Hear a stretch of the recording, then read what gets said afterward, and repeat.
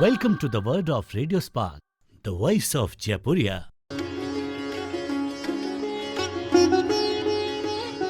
नमस्कार। आज हम आपके समक्ष एक कविता प्रस्तुत करने जा रहे हैं जिसका शीर्षक है शून्य भूख। इसके रचयिता श्री विनोद मल्होत्रा जी हैं। प्रस्तुत कविता संयुक्त राष्ट्र के सतत विकास के लक्ष्य से अभिप्रेरित है। संयुक्त राष्ट्र के तत्वावधान में 17 ऐसे क्षेत्रों का चयन किया गया है जो सामयिक भी है एवं अनिवार्य भी। श्री विनोद जी ने इन सभी लक्ष्यों को बहुत ही खूबसूरती से एक काव्यमाला में पिरोया है। प्रस्तुत कविता उन 17 लक्ष्यों के अनुक्रम में दूसरा लक्ष्य है जो हम सभी को विश्व के निरंतर सुधार के प्रयास में संलग्न रहने का संदेश देती है। तो प्रस्तुत है ये भावपूर्ण एवं प्रेरक कविता शून्य भूख। पृथ्वी के निरंतर संचालन हेतु ऊर्जा की आवश्यकता रहती है और सभी जीवों को भी यही ऊर्जा क्रियाशील बनाती है ताकि वे अपना जीवन सक्रियता से जी सकें और अपने चयनित लक्ष्य को प्राप्त कर सकें।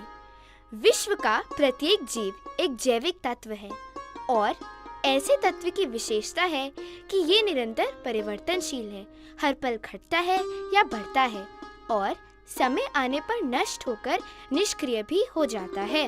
श्वास का आवागमन उसे जीवित तो रखता है, परंतु चलने फिरने और कार्य करने के लिए हर जीव को पर्याप्त भोजन सामग्री चाहिए जो एक प्रकार के ईंधन का कार्य करती है।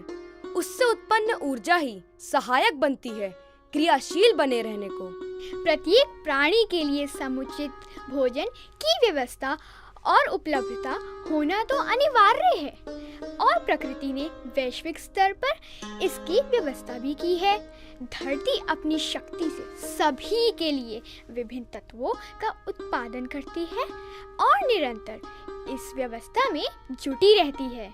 इसके गर्भ में इतना कुछ समाया है कि सदियों से अनगिनत लोगों का ये भरण पोषण कर रही है, फिर भी कम नहीं होता और ना ही देने में कभी थकती है वो। इतना सब होने के बावजूद भी विश्व के अनेक प्राणी एक ही समय का भोजन प्राप्त करने में सक्षम हो पाते हैं। विश्व का एक विशाल समुदाय कदाचित रात में बिना कुछ खाए ही सोने को बाध्य हो जाता है, इस उम्मीद से कि अगला दिन बीते दिनों से कुछ बेहतर होगा।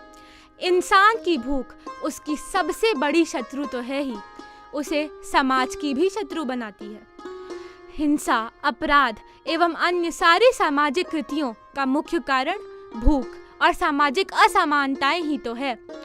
समाज की विडंबना ये कि जहाँ एक ओर प्रकृति सबके साथ बराबरी का व्यवहार करती है, मानव ऊंच नीच की व्यवस्था को बनाए रखने में अपनी प्रतिष्ठा समझता है। जिनके पास है इतना है कि संभागे नहीं संभलता और इतने की उन्हें जरूरत भी नहीं रहती।